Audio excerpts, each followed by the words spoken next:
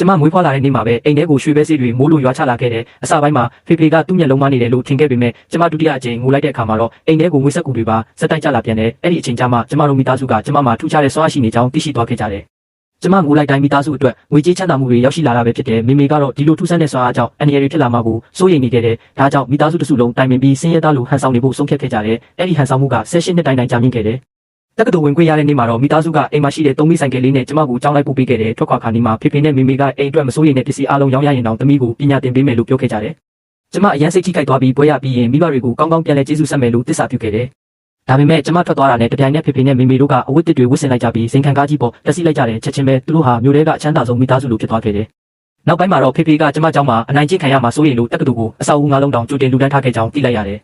ဒါပေမဲ့တက္ကသိုလ်ကိုရောက်ပြီးမကြခင်မှာပဲမကောင်းချင်တဲ့မိန်းကလေးတစ်ယောက်ရဲ့ပြစ်မှတ်ဖြစ်သွားခဲ့တယ်အကြောင်းရင်းကတော့အတန်းထဲမှာနာမည်ကြီးကျောင်းသားချောလေးပေးမှာမတော်တဆထိုင်းမိခဲ့လို့ပဲဖြစ်တယ်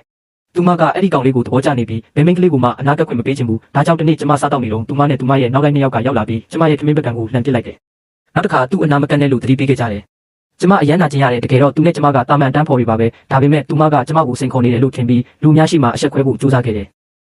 ကံကောင်းစွာနဲ့ပဲအရေးကြီးတဲ့အချိန်မှာကျောင်းသားချောလေးကရောက်လာပြီးကျမရှိမှရက်ကအာနာရှိတယ်ဆိုပြီးသူများကိုမအနိုင်ကျင့်တဲ့လို့သူမကိုသတိပေးခဲ့တယ်အဲ့ဒီနေ့ညနေမှာကျမအဆောင်ကိုပြန်ရောက်တော့ဝမ်းနဲ့စိတ်နဲ့မျက်ရည်ကျမိခဲ့တယ်အဲ့ဒီအချိန်မှာပဲအဝေးကကျမတို့အိမ်ပေါ်ကောင်းကင်မှာရွှေပဲစိတ်တွေထပ်မံရွာကျလာခဲ့တယ်မိမိကကျမငိုနေတယ်ဆိုတာချက်ချင်းသတိထားမိပြီးဖုန်းဆက်လာခဲ့တယ်ကျမကမိဘတွေစိတ်ပူမှဆိုလို့အနိုင်ကျင့်ခံရတဲ့အကြောင်းကိုဖုန်းကွယ်ထားခဲ့တယ်ဒါပေမဲ့မကောင်းချင်တဲ့မိန်းကလေးကတော့မရက်တန့်ခဲ့ဘူးသူမနဲ့နောက်လိုက်တွေကအဆောင်ခန်းထဲအထိဝင်လာပြီးဒီနေ့ဆုံးရှုံးခဲ့တဲ့မျက်နှာကိုပြန်ယူဖို့ကြိုးစားခဲ့ကြတယ်ကျမသူတို့ကိုသတိပေးခဲ့ပေမဲ့သူတို့ကလုံးဝမနားထောင်ခဲ့ကြဘူး